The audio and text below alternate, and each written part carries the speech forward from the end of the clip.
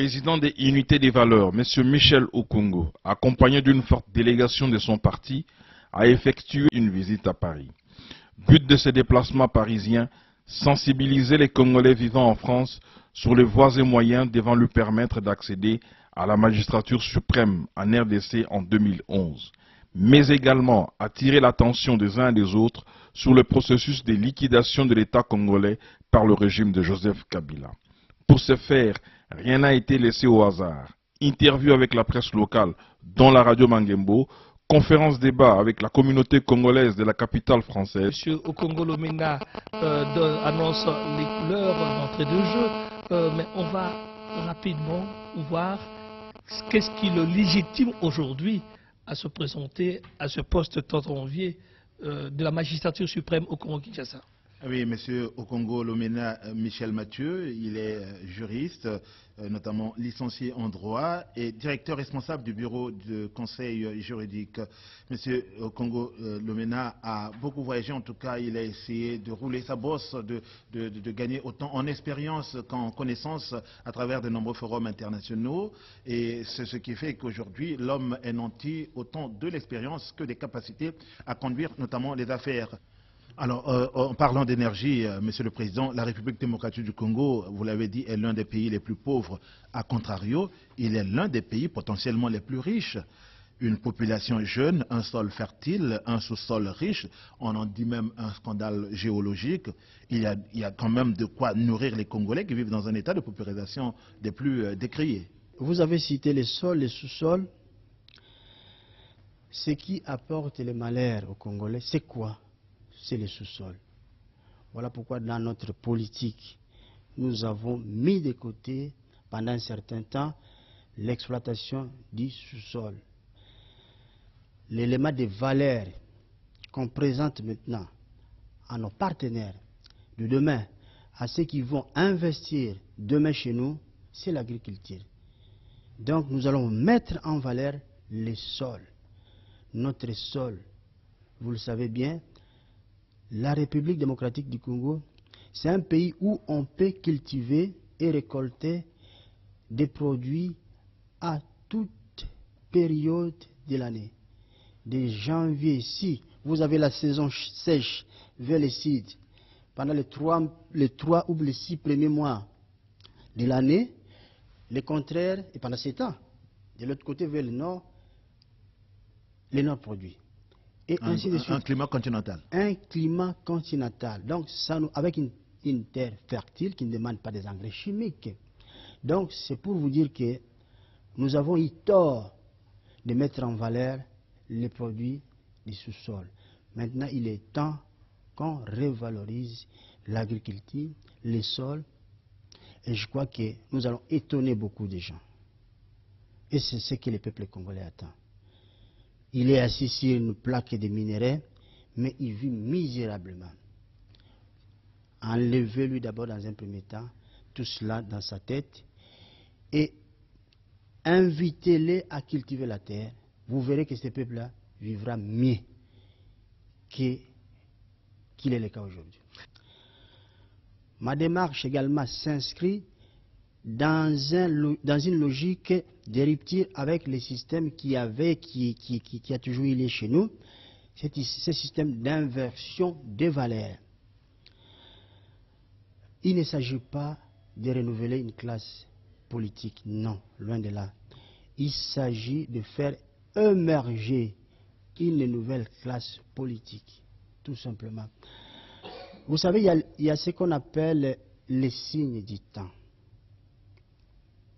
Lorsqu'il y a eu un mouvement d'indépendance en Afrique, il y a eu des signes qui accompagnaient, des signes prévisibles qui accompagnaient ces changements et qui prévoyaient, qui laissaient entrevoir ces changements. Et nos aînés l'avaient perçu et s'y sont mis au travail.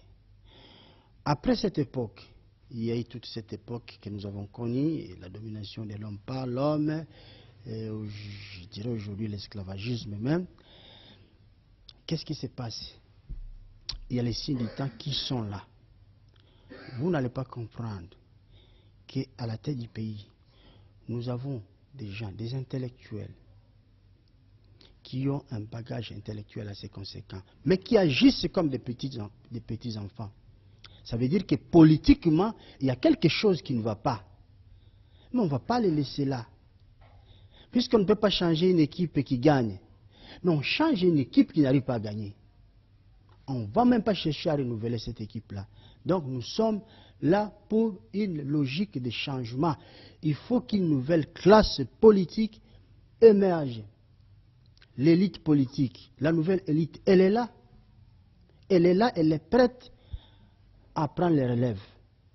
Donc, moi je vais être clair que les Congolais qui me suivent m'entendent bien. Il ne s'agit pas de renouveler la classe politique, mais il est question de faire en sorte que la nouvelle classe politique émerge en République démocratique du Congo. Il est temps. Des alliances sont possibles? Les alliances possibles?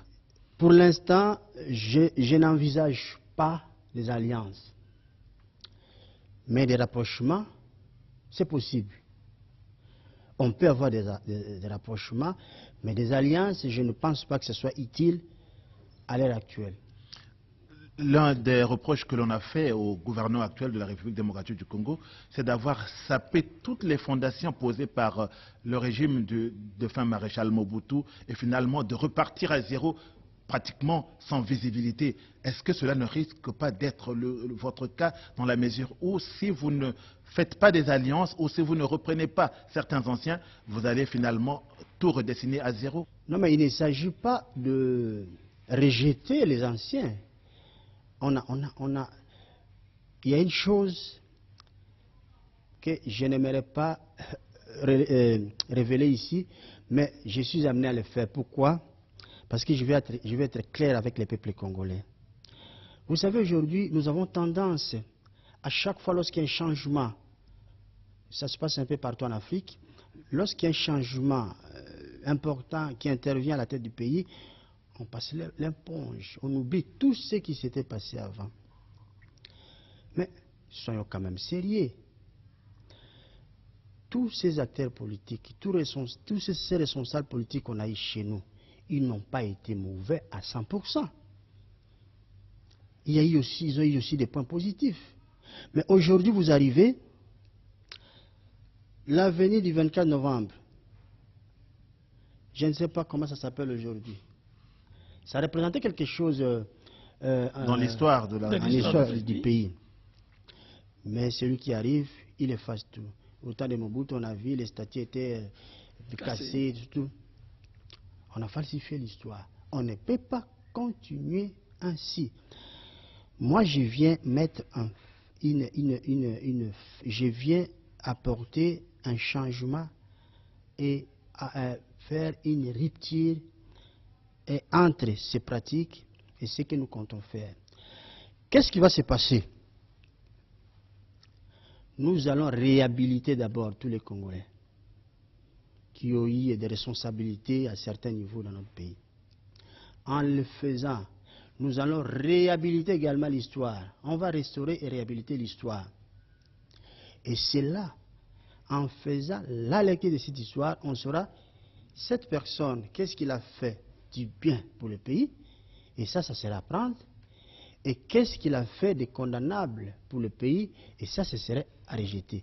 Mais nous avons tendance à copier en matière de démocratie ou peut-être dans d'autres domaines les modèles occidentaux, les modèles des grandes démocraties. Mais on n'est jamais allé au fond. Dans les écoles, on nous a enseigné tous ces personnages qu'on nous a enseignés. Ces personnages-là n'étaient pas des saints. Mais si nous devons à chaque fois falsifier l'histoire, ce n'est pas possible, on ne va pas avancer. C'est une façon de vous dire qu'on ne va pas jeter nos aînés à la poubelle. On verra ce qu'ils sont capables de faire pour leur pays, mais on ne va pas les laisser cramponner à l'outil politique parce qu'ils n'y arrivent pas. Ils ont démontré leur défaillance. Bonne chance, M. Michel Okongo Lomena. Merci infiniment.